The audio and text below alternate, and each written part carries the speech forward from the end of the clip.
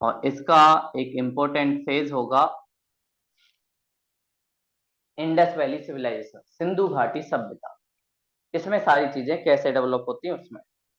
उससे पहले हमें जरूर करना पड़ता है कि भाई कैसे हमें पता चलेगा क्या क्या चीज है। देखो, एक प्रॉब्लम इसके साथ है, बहुत सारे ऐसे प्राचीन भारत की चीजें हैं जिनके बारे में हमें स्क्रिप्ट के थ्रू नहीं पता चला, हम लोग पढ़ नहीं पाए उनकी भाषा को, या उनकी भाषा ऐसी थी जो हमारी समझ के परे थी।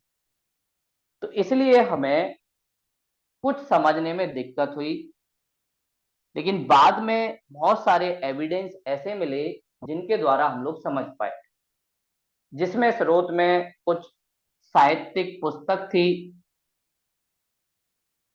जैसे हम लोग देखेंगे भी कि भाई ब्राह्मण ग्रंथ, वेद, पुराण, ये हमें कुछ चीजें बताते हैं।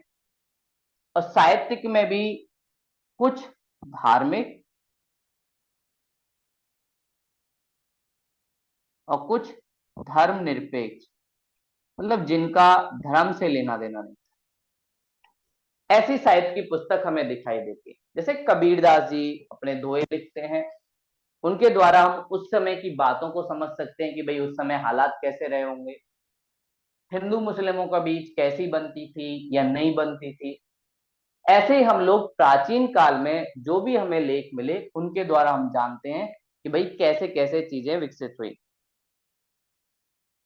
धार्मिक क्षेत्र में हमें ब्राह्मण के पहले वेद दिखाई देते हैं, चार वेद हैं, यजुर्वेद, सामवेद, अथर्ववेद और ऋग्वेद। ये वेदों के द्वारा हमें बहुत सारी चीजें पता चलती हैं। फिर वेदों को समझने के लिए उपनिषद, उपनिषद एक तरीके से गाइड है, किसके लिए? वेदों को समझने के लिए। अगर आपको वेद समझना है तो उसके लिए जरूरी है कि आप लोग उपनिषद पढ़ें कि वो कहना क्या चाहता है। ऐसे ही कुछ पुराण भी हमें मिली हैं, विष्णु पुराण, गरुड़ पुराण। इन पुराणों में भी बहुत सारी चीजें कही गई हैं, उनके द्वारा भी हमें पता चलता है कि कैसे ये सारी चीजें एक तरीके से चली। पुराण के अलावा दो ग्रंथ जो सबसे ज्यादा फेमस हैं किसी धर्म के, एक है रामायण और दूसरा है महाभारत। महाभारत और रामायण ये कुछ ऐसे ग्रंथ हैं जिनके द्वारा भारतीयों के संस्कृति के बारे में, कल्चर के बारे में हमें बहुत सारी चीजें पता चलती हैं। तो इन धार्मिक ग्रंथ के द्वारा हम सारी चीजें जानते हैं। इसके अलावा ये तो हमने बात की हिंदू धर्म से जुड़े हुए ग्रंथ, इसके अलावा कुछ बौद्ध धर्म, बुद्ध धर्म भी प्राचीन काल में डेवलप हुआ था। और बौद्ध धर्म में भी बहुत सारी पुस्तकें लिखी गई थी, जैसे इनकी पुस्तक को बोला जाता है त्रिपिटक, जिसमें अभिधाम पिटक, विनय पिटक, सूत पिटक, ये तीन पुस्तक छापी हैं। साथ में जातक कथाएं, एलोरा और अजंता की जो गुफाएं हैं, उन गुफाओं में कुछ एविडेंस है। जातक कथाओं में बताया गया है कैसे बुद्ध जी का जन्म हुआ, उनका जीवन कैसे रहा, उनकी माता जी कैसे थी, कैसे वो लोगों को ज्ञान देते थे। उन सारी कहानियों को एक तरीके से पिक्चर के फॉर्म में लोगों को बताया जाता है, या लोक भाषा में एक तरीके से लोगों को बताया जाता है। जैसे लोक भाषा में हमारे गीत होते हैं, ऐसे ही एक तरीके से जातक कथाएं बौद्ध धर्म से जुड़ी हुई थी। साथ में इन्होंने कुछ ग्रंथ और लिखे जिनका नाम था दीपवंश और महावंश। ये जो ग्रंथ है ये हमें बौद्ध धर्म से जुड़े हुए दिखाई देते हैं। अगला जैन धर्म भी काफी ज्यादा फेमस था उस समय, तो जैन धर्म से जुड़े हुए ग्रंथ भी हमें दिखाई देते हैं। तो जैन लोगों ने भी कुछ अपने ग्रंथ लिखे जिनसे हमें कुछ बातें पता चलती हैं, जिनमें भगवती सूत्र, भगवती सूत्र, साथ में कल्प सूत्र, ये दिखाई देता है। कई बार आपसे एक नॉर्मल सा क्वेश्चन पूछ लिया जाता है कि इनमें से कौन से ग्रंथ या कौन सी पुस्तक किस धर्म से जुड़ी हुई है। आपको दिया जाएगा जातक कथाएं किससे जुड़ी हुई हैं और 3-4 ऑप्शन दिया जाएगा। हिंदू धर्म से जुड़ी हुई, जैन धर्म से जुड़ी हुई, बौद्ध धर्म से जुड़ी हुई, या इनमें से सभी से। तो जातक कथाएं बौद्ध धर्म से जुड़ी हुई है, जो एक धार्मिक ग्रंथ का एग्जाम। देखो, धार्मिक ग्रंथ अच्छी चीज है और साहित्य भी अच्छी चीज है, लेकिन इनकी एक कुछ कमियां होती हैं। साहित्यिक ग्रंथ की कमियां बहुत हैं। जैसे कुछ चीजों को बड़ा चढ़ाकर दिखाया जाता है साहित्य की दुनिया में। जैसे हम एक साहित्य पढ़ते हैं, पृथ्वीराज रासो, चंद्र बरदाई जी उसे लिखेंगे और उसमें वो बताएंगे कि जब पृथ्वीराज चलते हैं तो पृथ्वी हिलने लग जाती है। तो कहीं ना कहीं बड़ा चढ़ाकर राजा को एक महान आदमी दिखाकर ये लोग कोशिश करते हैं। तो एक सबसे बड़ी चीज जो साहित्यिक ग्रंथों में होती है, जो इसका नेगेटिव पॉइंट भी है, नेगेटिव पॉइंट ये बड़ा चढ़ाकर चीजों को दिखाते हैं। इतना बड़ा चढ़ाकर दिखाते हैं जितना होता भी नहीं है। इस वजह से हमें उस समय की परिस्थितियां हकीकत में नहीं पता पड़ पाती कि भाई कितनी शक्ति थी उनके पास। बोलेंगे भाई 4 लाख घोड़े थे, ऐसे सारी चीजें जो बोली जाती हैं वो एक तरीके। और दूसरी एक सबसे बड़ी गलती, साहित्य इतिहास नहीं होता। साहित्य का पर्पज आपको तिथि बताना नहीं होता। साहित्य कहानियों के द्वारा, उपन्यास के द्वारा अपने समाज के एक आईने को बताता है, एक दर्पण को बताता है। जैसे किसी ने कविता लिखी तो वो ये नहीं चाह रहा कि कोई इतिहास के बारे में जाने कि भाई मैंने कब कविता लिखी, किसके लिए लिखी, क्यों लिखी। ऐसा कुछ नहीं होता उसका पर्पज।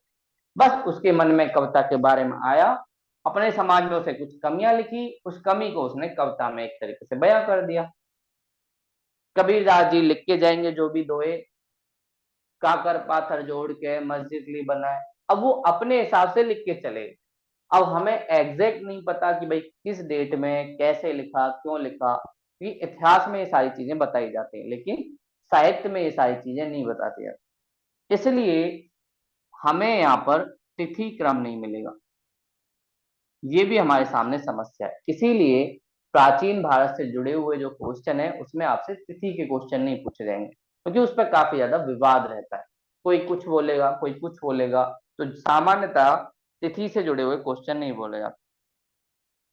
और साथ में ये साहित्यिक ग्रंथ है और धर्म से जुड़ी हुई बातें हैं, तो धर्म के प्रति थोड़ा सा झुका हुआ होता है। अपने धर्म के बारे में कुछ भी चीजें गलत नहीं दिखाएंगे। अपने धर्म के बारे में चीजों को बड़ा चढ़ा के दिखाएंगे कि भाई हमारे धर्म में राम जी थे, राम जी बहुत महान योद्धा थे। कोई भी अपनी कमियां नहीं दिखाएगा। ऐसे बौद्ध धर्म वाले गौतम बुद्ध जी के बारे में सारी चीजें दिखाएंगे, उनकी नेगेटिव चीजें कोई नहीं दिखाएगा। ये भी एक दिक्कत धार्मिक ग्रंथ में या साहित्यिक ग्रंथों के।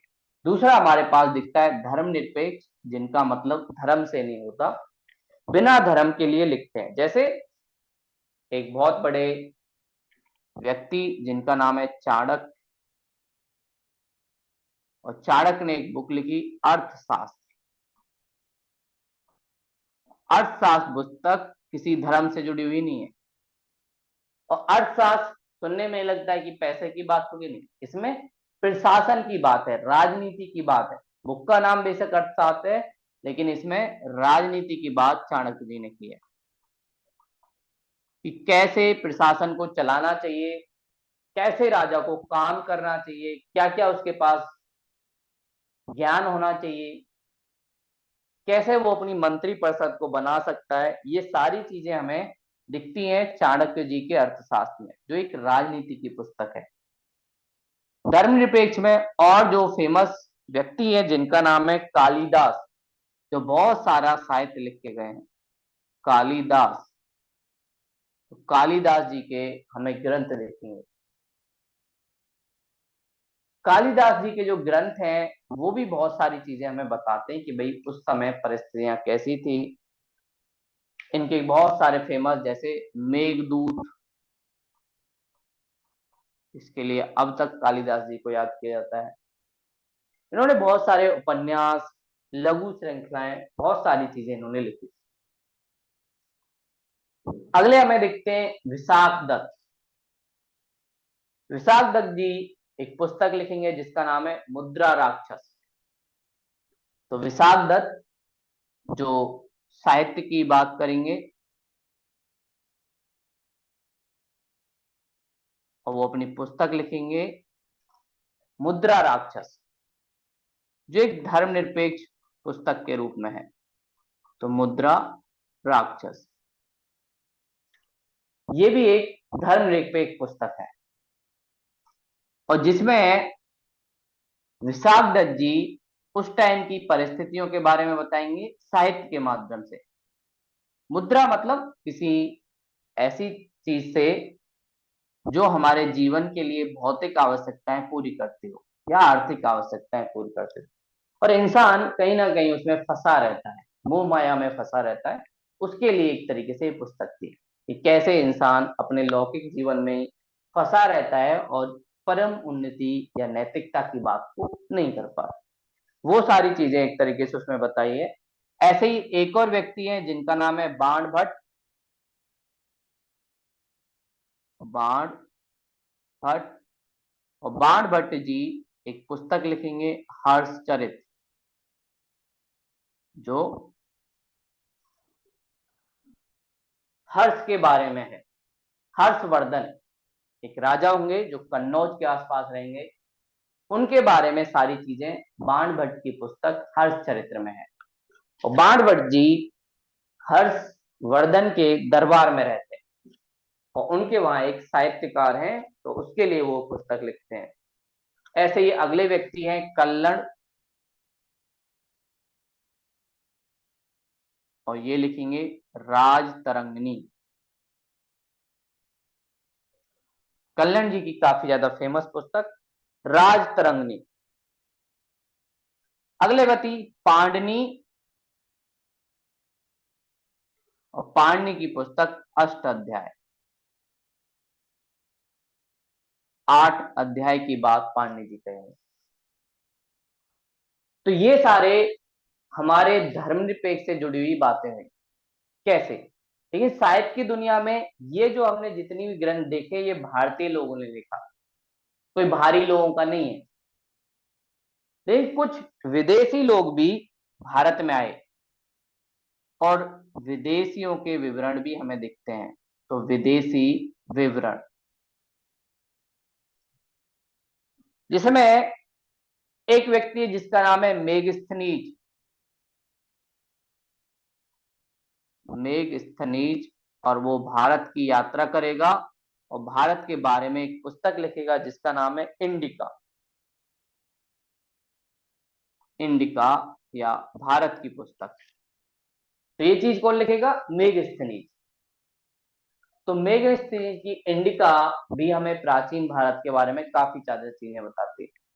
फिर कुछ चीन से भी कुछ लोग आए, यात्री आए, जैसे फायान। फायान एक चीनी यात्री, ये गुप्त काल के आसपास आया। चंद्रगुप्त का नाम आपने सुना होगा, कुमार गुप्त, स्कंदगुप्त, इनके सामने फायान आए और फायान ने चीनी भाषा में एक पुस्तक लिखी जिसका नाम था फ्यो क्यों की। फ्यो क्यों की। इसमें भी इन्होंने बहुत सारी चीजें बताई कि भाई राजनीति कैसी थी, अर्थव्यवस्था कैसी थी, विकास हो रहा था या नहीं हो रहा था।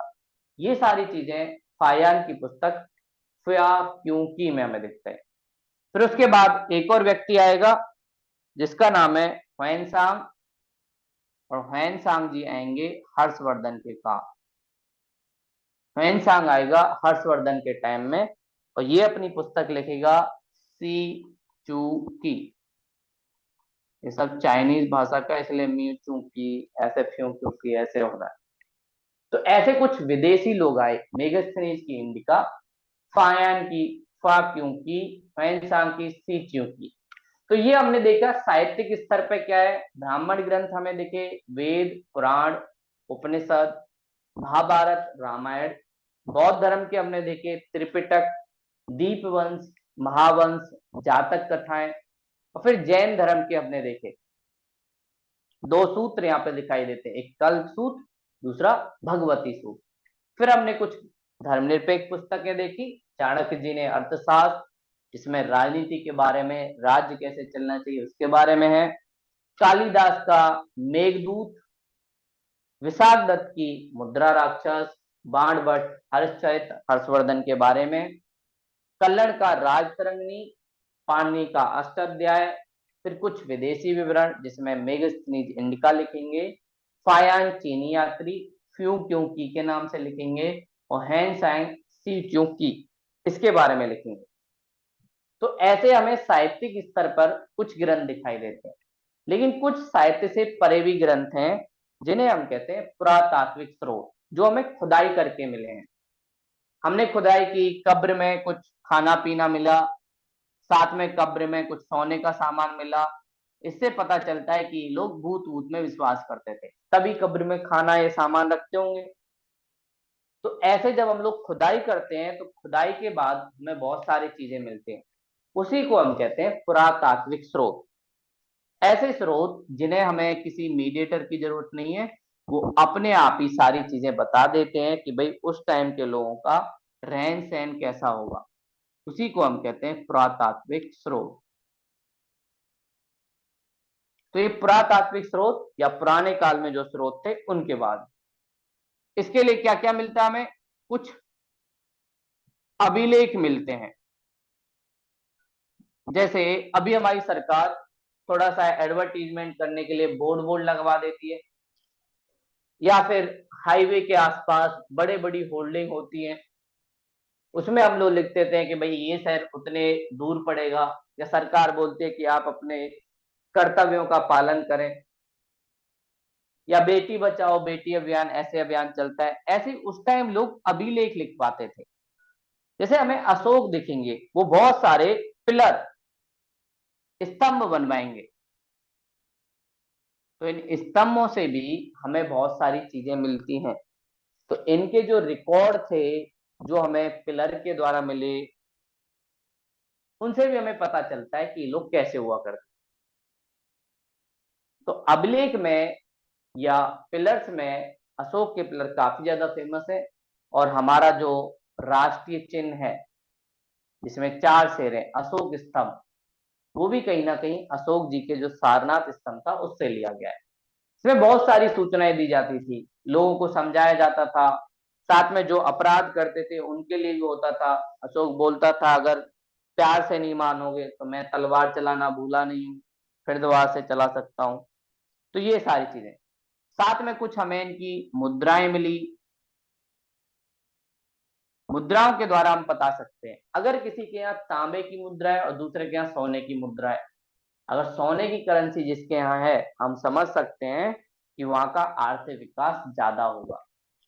और जहां पर सोने की मुद्रा ना होकर तांबे की मुद्रा है, मतलब आर्थिक रूप से थोड़े से पिछड़े होंगे। ये सारी चीजें हमें पता चलती हैं कि सिक्के कैसे थे, कैसे वो चीज यूज करते थे। अगला क्या था, मृद भांड।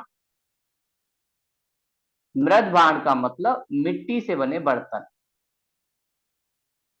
से बने बर्तन। साथ में कुछ मूर्तियां भी बन सकती हैं मिट्टी से। तो इन मिट्टी से बनी चीजों से भी हमें बहुत सारी चीजें पता चलती हैं कि भाई ये लोग, अगर महिलाओं की मूर्तियां ज्यादा हैं तो हम कह सकते हैं कि ये लोग मातृ सत्तात्मक थे, महिला की कहीं ना कहीं पूजा करते थे। अगर पुरुष की मूर्तियां ज्यादा हैं तो हम कह सकते हैं पितृ सत्तात्मक थे, मतलब पुरुषवादी वर्चस्व यहाँ पे था। लेकिन हम देखेंगे सिंधु घाटी सभ्यता में हमें महिलाओं की मूर्ति ज्यादा मिलेंगी, इसका मतलब सिंधु घाटी सभ्यता में महिलाओं की पूजा की जाती थी, या उनका जो समाज था वो मातृ सत्तात्मक था, जो महिला को काफी ज्यादा महत्वपूर्ण मानता था और उसके आधार पर अपने जीवन को चलाता था। ऐसे ही कुछ ये लोग अपने रहने के लिए राज्य बनवाए होंगे, कोई महल वहल बना होगा, और उस महल वहल का अंश हमें मिल जाएगा। तो उस अंश से भी हम बहुत सारी चीजें पता कर सकते हैं कि भाई कैसे ये लोग रहते होंगे। वहां पर रहने के लिए बहुत सारा सामान होगा, बेड वगैरह या चादर वगैरह जो भी ये लोग यूज करते होंगे, उससे भी हमें पता चलता है। तो इनके कुछ स्मारक भवन, जैसे सिंधु घाटी के बारे में हमें कैसे पता चलता है, हड़प्पा मोहनजोदारो इनकी खुदाई की और यहाँ पे हमें बहुत सारे भवन मिले, घर मिले, और उस घर में जो जो चीजें मिली हम समझ गए यहाँ पे ये चीजें होती होंगी। तो स्मारक भवन के द्वारा भी हम पता कर सकते हैं। और सबसे लास्ट मूर्तियां, मूर्तियां भी हमें एक तरीके से सबूत देती हैं कि प्राचीन भारत में कैसे एक तरीके से चीजें थी। तो ये हमारे कुछ स्रोत होंगे। और पुरातात्विक स्रोतों की बात एक अच्छी होगी, एक तो डेट पता चलेगी हमें क्योंकि उसमें वो लिखते थे दिनांक। दूसरा, इसमें बढ़ा चढ़ाकर बातें नहीं कही जाती। सोने का सिक्का मिलेगा तो इसका मतलब ये सबूत है कि उनके पास पैसा था। इसमें बढ़ा चढ़ाने का ऑप्शन नहीं है, जैसा हम लोग देख रहे थे साहित्य की दुनिया में। तो इन स्रोतों के आधार पर ही हम लोग प्राचीन भारत को पढ़ते हैं और इसी के आधार पर हम लोग इतिहास को कई भागों में बांटते हैं। तो ये हमने देखा कि भाई साहित्यिक स्रोत क्या थे, इसमें दो स्रोत हमने देखे, एक साहित्यिक, दूसरा पुरातात्विक। साहित्यिक स्रोत में हमने धर्म वाले भी देखे, धर्मनिरपेक्ष भी देखे, साथ में कुछ विदेशियों का विवरण था वो भी हमने देखा, और साथ में हमने देखा कैसे हम लोग अलग अलग चीजों के द्वारा खुदाई करके भी बहुत सारी चीजें बांटते थे। और इसी के आधार पर हम लोग इतिहास को बांटते हैं। इतिहास को लेखन प्रणाली के आधार पर कि भाई वहां पर भाषा थी या नहीं थी। लेखन प्रणाली के लिए जो सबसे जरूरी चीज है लिपि। हम जो लिपि यूज करते हैं, जैसे हम लोग हिंदी लिखते हैं तो देवनागरी लिपि यूज करते हैं। अगर देवनागरी लिपि नहीं होगी तो हिंदी को लिखा ही नहीं जा सकता।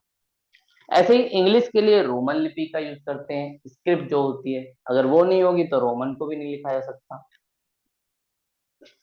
तो हर भाषा की अपने कुछ चिन्ह होते हैं, उसी को हम क्या कहते हैं, लिपि कहते हैं। भाषा को लिखने के लिए जिन चिन्हों का यूज किया जाता है वही क्या कहलाता है, लिपि कहलाता है। और इसी के आधार पर हम लोग तीन पार्ट में इतिहास को बांटते हैं और इन तीन पार्ट में ही हम लोग पढ़ेंगे कैसे कैसे इतिहास में, भारत के प्राचीन इतिहास में चीजें हुई। सबसे पहला जो इतिहास है उसे कहते हैं प्राग इतिहास या प्री हिस्ट्री। ये वाला प्री का मतलब होता है पहले, हिस्ट्री से पहले वाली बात। और इनके बारे में हमें कुछ नहीं पता, क्यों? क्योंकि लिपि नहीं थी। ये जरूरी थोड़ी ना कि सबसे पहले सिंधु घाटी सभ्यता बनी हो, उससे पहले भी बहुत सारी सभ्यताएं हो, लेकिन क्योंकि हमें ना कोई एविडेंस मिला, ना हम उनकी स्क्रिप्ट पढ़ पाए, इसलिए हमें पता ही नहीं चला हो। तो ये ऐसा इतिहास है जो हमें पता ही नहीं है। और इस टाइम में लोग पत्थर का यूज करते थे, शिकार करते थे, थोड़े बहुत एविडेंस हमें मिलेंगे। भीमबेटका जो गुफाएं हैं वहां पर हमें कुछ मिलेंगे कि लोग शिकार कर रहे हैं, चारों तरफ से एक जानवर को घेर रखा है, सुअर को घेर रखा है। ये सारी चीजें हमें प्राग इतिहास में, लेकिन यहाँ पर लिपि नहीं। दूसरा जो आएगा आदि इतिहास। इस टाइम लिपि तो मिल गई, लेकिन समस्या ये हो गई कि हम लोग पढ़ ही नहीं पाए। प्रो टू हिस्ट्री, धीरे धीरे हिस्ट्री लेखन की तरफ जा रही है। तो इस टाइम लिपि है, लेकिन पढ़ नहीं पाए हम।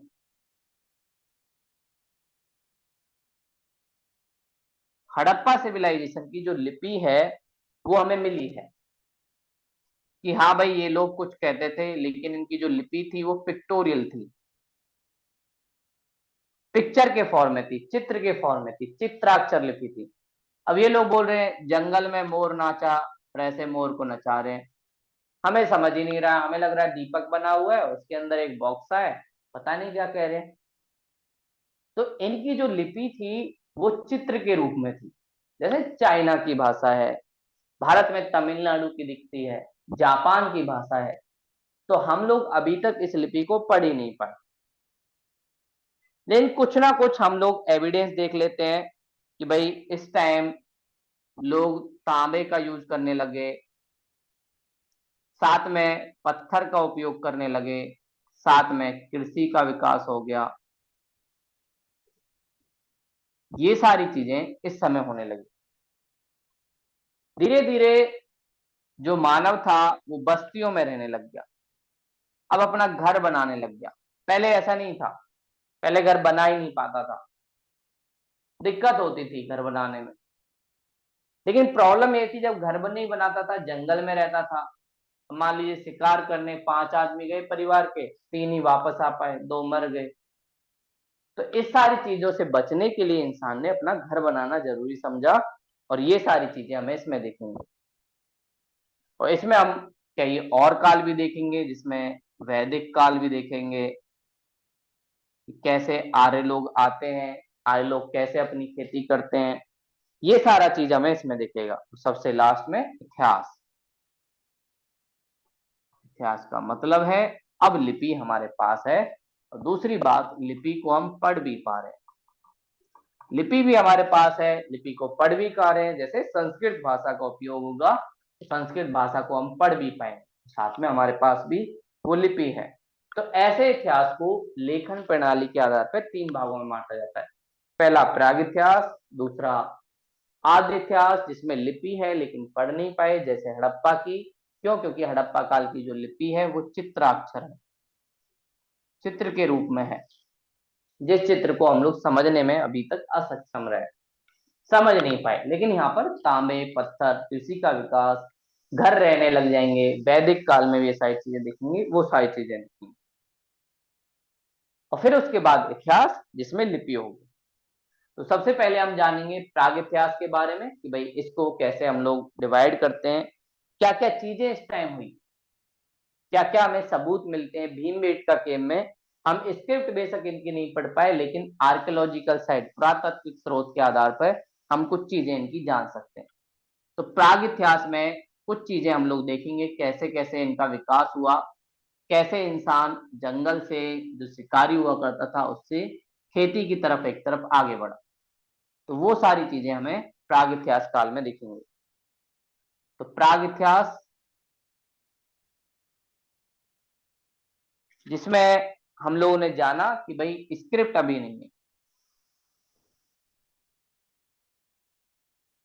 स्क्रिप्ट का विकास नहीं हुआ है, और इसको 3 भागों में हम डिवाइड करते हैं।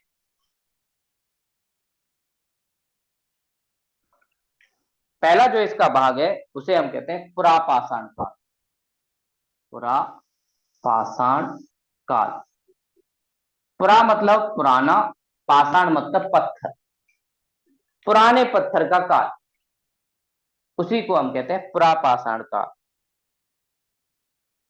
और दूसरा हमें दिखता है मध्य पाषाण काल, मतलब बीच वाला। पाषाण मतलब पत्थर, ये काल हमें दिखता है। और सबसे लास्ट में नव पाषाण काल, नव मतलब नया, पाषाण मतलब पत्थर, नव पाषाण काल। अब हम नए पत्थर यूज करते हैं। तो ऐसे प्रागैतिहासिक काल को हम लोग बांटते हैं। और हिस्ट्री को समझने के लिए हम लोग दो एक तरीके से यूज कर सकते हैं, एक होता है बीसी, दूसरा होता है एडी। और ये सब ब्रिटिश लोगों ने, वेस्टर्न कंट्री वालों ने बनाया है, और बीच में रखा जाता है जीसस क्राइस्ट, जो उनके भगवान हैं।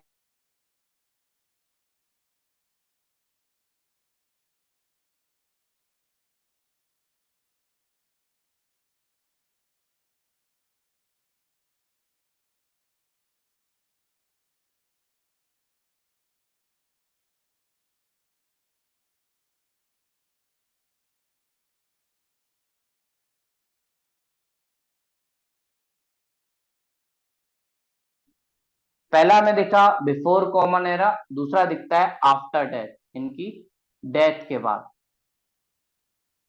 तो ऐसे एक तरीके से इधर हम क्या करेंगे, धीरे धीरे कम की तरफ आएंगे। 10,000 लिखा, फिर 9,000, फिर 8,000, फिर 0 तक आएंगे।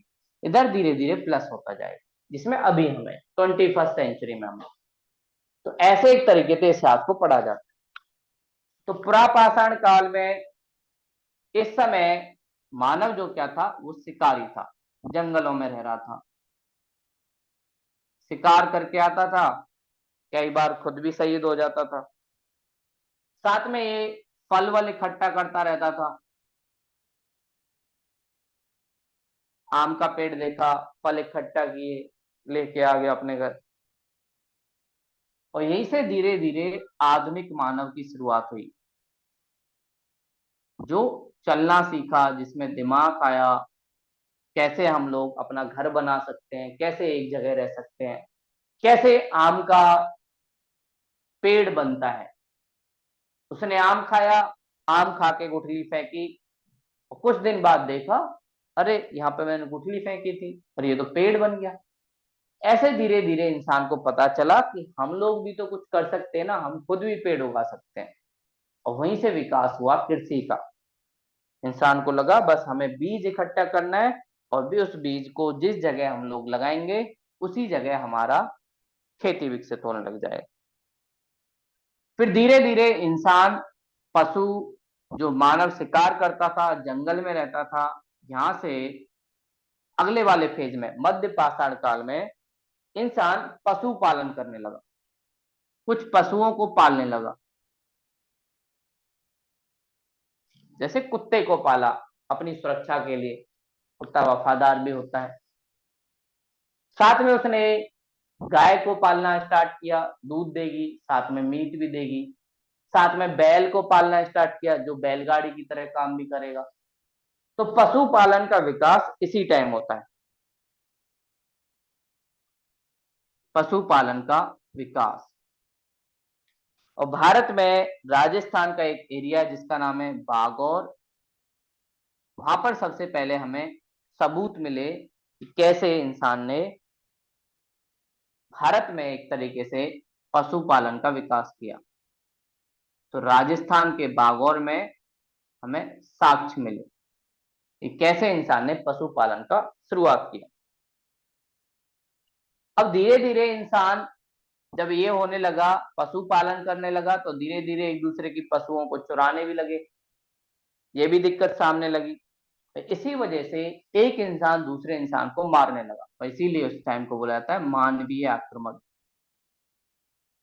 एक इंसान दूसरे कबीले पे आक्रमण करता था।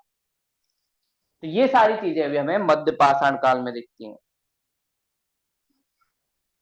और अब इंसान थोड़ा सा हथियार बनाने लगा है, पत्थर वाले हथियार। पत्थर को तीखा करता है, साथ में देखता है कि भाई पत्थर को अगर मैं गोल गोल बना दूं, तो मुझे कोई भी सामान ढोने की जरूरत क्या है, पत्थर बनाओ, पत्थर को गोल गोल चलाओ, साथ में उसमें कुछ बांध दो। ऐसे इंसान ने पहिए का विकास किया। फिर धीरे धीरे उसे आग के बारे में पता चला कि अगर हमारे पास अग्नि है, जिसे ये लोग बोलते थे रक्त फूल, अगर अग्नि है तो किसी भी जानवर के सामने हम लोग टिक सकते हैं। इसलिए ये आग जलाना भी सीखे।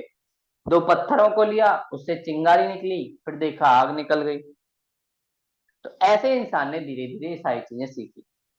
अभी भी इंसान शिकार करता है, छोटे मोटे पशुओं को पकड़ के ले आता है, चिड़िया को मार दिया, तीर कमान चलाना सीख लिया। ये सारी चीजें इंसान ने सीख ली हैं। मछली पकड़ के ले आया,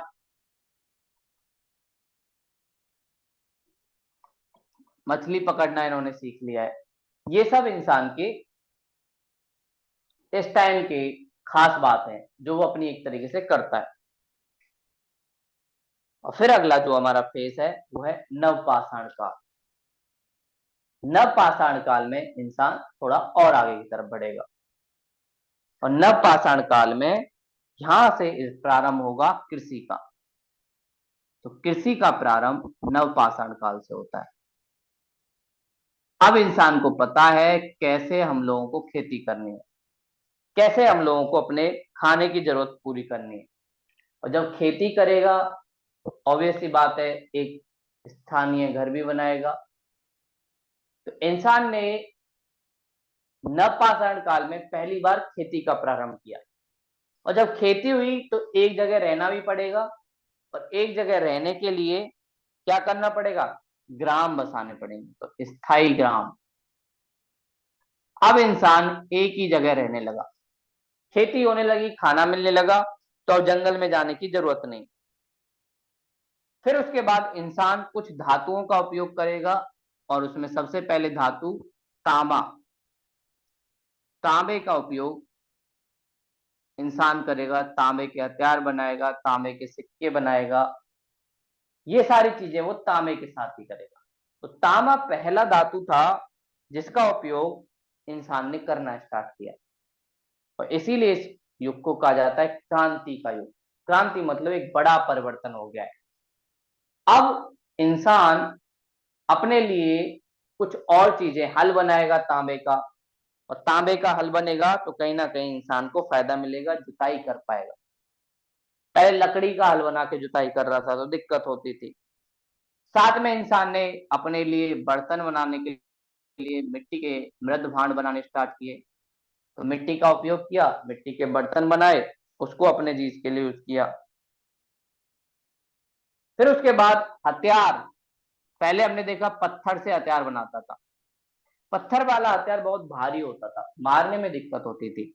अब इंसान हड्डी, चाहे इंसान की हड्डी हो या किसी जानवर की, उसको हथियार बनाने लगा। हड्डी क्या हल्की होती है थोड़ी, और साथ में उसका मजबूती भी काफी ज्यादा होती है, तो उसका उपयोग ये करने लगा। तो ये इंसान की एक तरीके से शुरुआत हुई नवपाषाण काल में। पुरापाषाण काल में हमने देखा मानव शिकारी, फल इकट्ठा करता है, आधुनिक मानव बना, जंगल में रहता है। मध्य पाषाण में पशुपालन का विकास हुआ, बाघ और राजस्थान में हमें साक्ष्य मिला। मानवीय आक्रमण हुए एक दूसरे के लालच के लिए कि भाई तुमने हमारी गाय क्यों चुरा ली, तुमने वो क्यों कर लिया। हथियार पत्थर से बनाने जाने लगे, छोटे पशु पक्षियों को मारते थे तीर धनुष से। नवपाषाण काल में इंसान ने खेती करना सीख लिया, खेती किया तो फिक्स घर बनने लगे, स्थायी ग्राम। तांबे का उपयोग हुआ, मृदवाण, मिट्टी के बर्तन उपयोग किए, और हथियार भी बनाना इंसान ने स्टार्ट कर दिया। ये सारी चीजें इंसान ने कब की? नवपाषाण काल में। धीरे धीरे ऐसे ऐसे इंसान का विकास हुआ। और प्रापाषाण काल, मध्य पाषाण काल में इतना कुछ हुआ नहीं कि जिसके बारे में हमें ज्यादा जानना पड़े। जो हुआ मेन चीज वो नवपाषाण काल में होगा, और नवपाषाण काल में ही भारत में हमें कुछ संस्कृति दिखाई देंगी, जैसे मालवा संस्कृति जो मध्य प्रदेश में होगी, जोरवे संस्कृति जो महाराष्ट्र में होगी, बनास संस्कृति जो राजस्थान में होगी। यहाँ से भारत में एक तरीके से दिखाई देता है कि प्राचीन भारत की शुरुआत हुई। तो नवपाषाण काल ये एक तरीके से क्रांति का काल है। तो नवपाषाण काल में क्रांति हुई, और क्रांति इस बात पे हुई, इंसान ने स्थायी बस्ती बनाई और साथ में तांबे का यूज किया, इसलिए इसको क्रांति का काल। उस समय के हिसाब से यही क्रांति थी। उस समय के हिसाब से आप ये नहीं कह सकते ये चंद्रमा पे गए या नहीं। चंद्रमा पे जाने से पहले अपनी जीवन की जरूरतें पूरी करना जरूरी था, तो उस हिसाब से ये इनके लिए क्रांति थी। तो नवपाषाण काल में ही भारत में आपको सारी चीजें दिखेंगी। ये बस इसलिए बताया कि कैसे कैसे हमारा इतिहास चलता है, कैसे हम लोग देखते हैं कि भाई पुरापाषाण काल होता है, पुराना पत्थर, फिर उसके बाद मध्य पाषाण काल होता है, और फिर नवपाषाण काल, नया पत्थर एक तरीके से इंसान यूज करने लगा, और इंसान को धातु के बारे में पता चलने लगा। अब वो पत्थर की जगह उस धातु का यूज करना ज्यादा आसान समझेगा कि हल्की भी होती है, और साथ में उसको मोड़ा भी जा सकता है, पत्थर को मोड़ा नहीं जा सकता है, ये सबसे बड़ी दिक्कत है। तो नवपाषाण काल भारत के, प्राचीन भारत के युग में सबसे बड़ा एक युग होता है। इसी में भारत में पहली क्रांति होती है, नवपाषाण काल।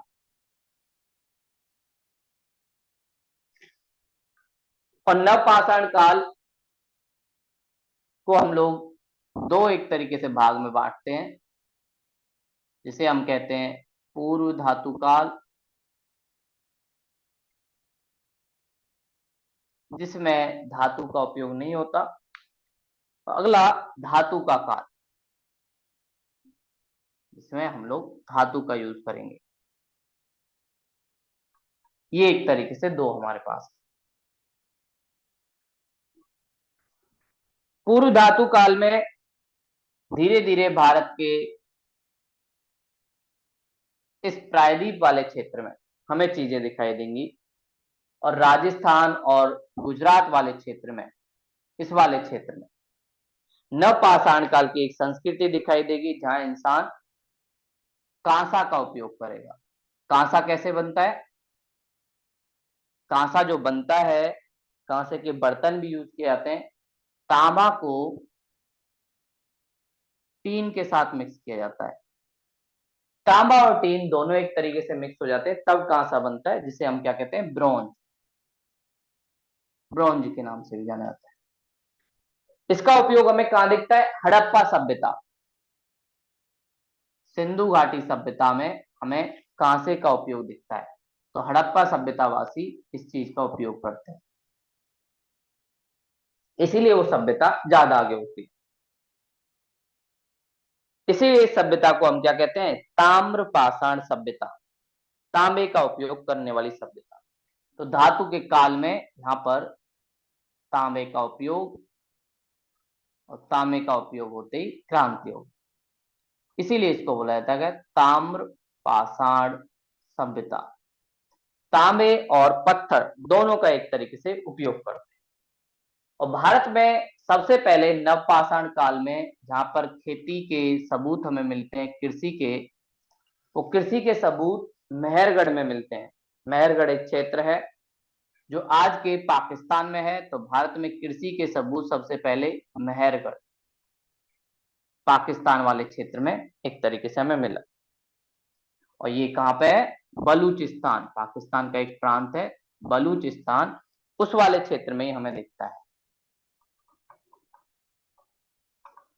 तो भारत में आपसे पूछा जाए कृषि के साक्ष्य सबसे पहले कहाँ मिले, तो कृषि के साक्ष्य सबसे पहले हमें मिले मेहरगढ़ में। और मेहरगढ़ कहाँ है? आज के पाकिस्तान के बलूचिस्तान वाले क्षेत्र में। तो ये एक तरीके से हमें दिखता। और अब इसमें हमें जब धातु का यूज करेंगे तो उसी को हम कहते हैं ताम्रपाषाण काल। भारत में कुछ सभ्यता यहाँ पर, कुछ सभ्यता इधर महाराष्ट्र वाले क्षेत्र में, कुछ सभ्यता मालवा वाले क्षेत्र में, ऐसे एक तरीके से दिखाई देंगी। राजस्थान और इधर वाले क्षेत्र में जो सभ्यता दिखेगी उसका नाम होगा बनास। क्षेत्र है जिसका नाम है बनास, इसलिए उसको बोलते हैं बनास संस्कृति। मालवा का पठार जहां पे है मध्य प्रदेश, उसको कहेंगे मालवा संस्कृति। और महाराष्ट्र वाले क्षेत्र में जौरवे संस्कृति। ये तीन संस्कृति भारत में ताम्र युग में दिखाई देती है, तांबे के उपयोग। और इनमें सबसे बड़ी संस्कृति सिंधु घाटी सभ्यता, जिसे हमें पूरा विस्तार के साथ पढ़ना। ये तीन संस्कृतियां हमें दिखाई देती है। तो ताम्रपाषाण काल, इंसान ने धीरे धीरे धातु का यूज करना स्टार्ट कर दिया है, तांबे का, उसके साथ साथ पत्थर का भी यूज कर रहा है, दोनों का एक साथ यूज कर रहा है। तांबे का और पत्थर का यूज करके इंसान धीरे धीरे जंगल काटने लगा, और जंगल काट के वहां पर खेती करने लगा। खेती का विकास भी इसी काल में होता है। और खेती के विकास से ही हमने देखा कैसे इंसान एक जगह रहने स्टार्ट कर देगा। तो ये सारी चीजें हमें इसी काल में दिखती है। तो नवपाषाण काल में ही ताम्र पाषाण काल जो हमें सबसे ज्यादा आधुनिक एक तरीके से दिखता है, सबसे आधुनिक जो हमारा काल है ताम्र पाषाण काल। तो इसकी खास बात हमें देखनी है, क्या क्या चीजें हैं इसकी जो खास थी, जो हमें दिखती हैं। तो एक बात, यहाँ का जो समाज था कृषि से युक्त था, मतलब खाने की समस्या तो इनको नहीं थी, कृषि से युक्त, कृषि का उपयोग करता था। साथ में निर्माण कार्य होना स्टार्ट हो गया, और निर्माण कार्य में ये लोग तांबा और पत्थर, जो इसके नाम से भी पता चलता है, ताम्र मतलब तांबा, पाषाण मतलब पत्थर, ये सारी चीजें भी करने लगे। लेकिन इस समय हमें ना तो लिपि दिखेगी, ना कोई लेखन प्रणाली दिखेगी, ये यहाँ पे नहीं है। लेखन प्रणाली और लिपि इसका नहीं है। ये लोग अभी सांकेतिक भाषा का उपयोग करते हैं, जैसे अभी हम हाँ ना गर्दन हिलाते हैं, ऐसे ही इनकी भाषा यूज होती है। अगली बात, क्योंकि कृषि पर निर्भर है इसलिए यहाँ की संस्कृति कैसी है, ग्रामीण, गांव में रहने वाले लोग। और एक और खास बात, ये लोग अभी मातृ देवी की पूजा करते हैं, क्योंकि इंसान को सबसे ज्यादा डर लगता था प्रकृति से। बिजली चमकती थी घबरा जाता था, पता नहीं क्या होने वाला है। ज्यादा बरसात हो गई तब भी इंसान को घबराने लगता था, क्योंकि कुछ पता नहीं था। इसके लिए उन्हें कुछ चाहिए था, तो वो शुरुआत में मातृ देवी की पूजा और प्रकृति की पूजा करेंगे। जैसे पीपल के पेड़ के चारों तरफ आज भी हम धागा बांधते हैं, बोलते हैं कि भाई उसमें सारे भगवान वास करते हैं। तो इन लोगों के पास और कोई ऑप्शन तो था नहीं, तो ये लोग प्रकृति पूजा ही करते थे। साथ में मातृ देवी की पूजा करते थे, महिलाओं का सम्मान करते थे। ये सारी चीजें इस समय हमें दिखाई देती है। और इस ताम्र संस्कृति में हमें तीन संस्कृति दिखाई देंगी। तो सबसे पहली संस्कृति होगी जो भारत में दिखती है, बनास। बनास में क्षेत्र वाले में जो संस्कृति बनी उसी को कहते हैं बनास संस्कृति। और ये संस्कृति हमें कहाँ दिखेगी, राजस्थान, राजस्थान में दिखती है। और एक और इसका जो फेमस क्षेत्र है, आहार, इसलिए इसको कई बार आहार संस्कृति भी कहा जाता है। यहाँ पे कुछ प्रमुख स्थान मिलेंगे हमें। पहला आपने देखा बनास, दूसरा हमने देखा आहार। ये कुछ क्षेत्र हैं जहां पर इसका विकास होगा। साथ में बालाथाल, बालाथल, और एक और क्षेत्र गिलुंद। इस वाले क्षेत्र में बनास संस्कृति का विकास होता है। और यहाँ पर बनास एक नदी आपने देखी होगी, बनास नदी जो अरावली क्षेत्र के आसपास निकलती है, मेवाड़ का जो प्लेटू है उसके आसपास वाले क्षेत्र में, वहीं पर इसका डेवलपमेंट हुआ है, इसीलिए इसको बनास संस्कृति के नाम से। और यहाँ की खासियत यही होगी, कृषि से युक्त होगा, निर्माण कार्य, तांबे का उपयोग, लिपि लेखन प्रणाली नहीं होगी, साथ में ग्रामीण होगी और मातृ देवी की पूजा, क्योंकि तो ये ताम्र पाषाण काल का ही एक हिस्सा है, तो इसकी भी सारी चीजें वही होंगी। और यहाँ आहार जो क्षेत्र है इसको ताम्रवती भी कहा जाता था। क्यों, क्योंकि तांबे का उपयोग यहाँ सबसे ज्यादा होता था। तो आहार वाला क्षेत्र तांबे के उपयोग करने के कारण ताम्रवती कहलाता था। और ऐसा माना जाता है कि सिंधु घाटी के लोग बनास संस्कृति के लोगों से जुड़े हुए थे, और कहीं ना कहीं इनसे बहुत सारा सामान जैसे तांबा ये सारी चीजें लेने आते थे।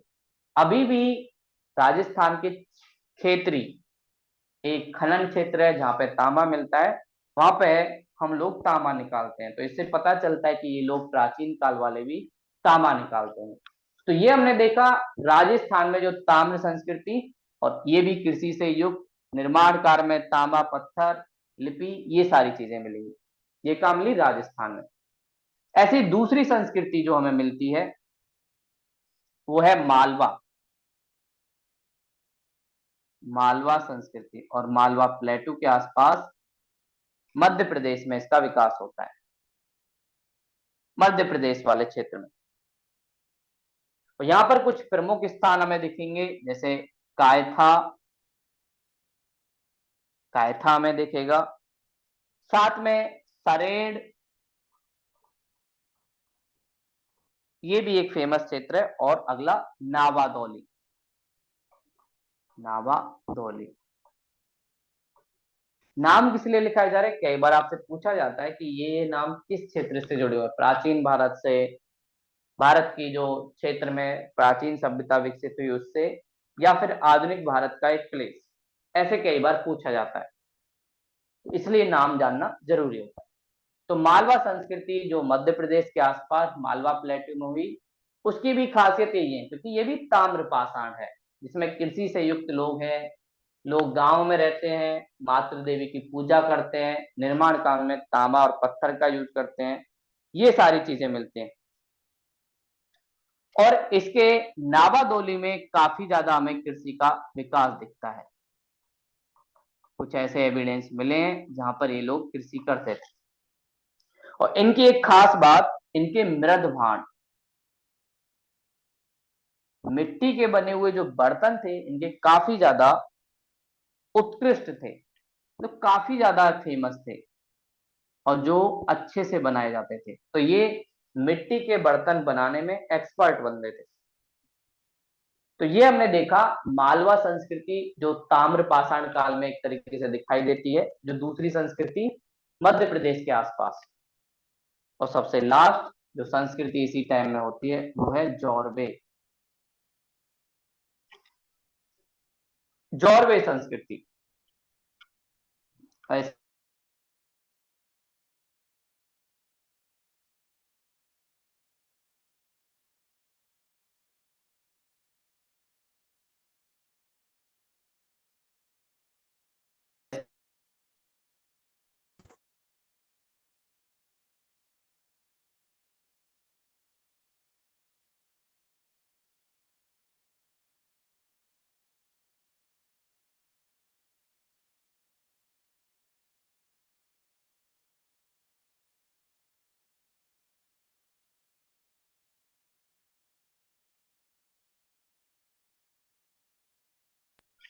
साथ में दैमाबाद जो एक क्षेत्र होगा सिंधु घाटी सभ्यता का भी, ये भी क्षेत्र इधर ही मिलता है।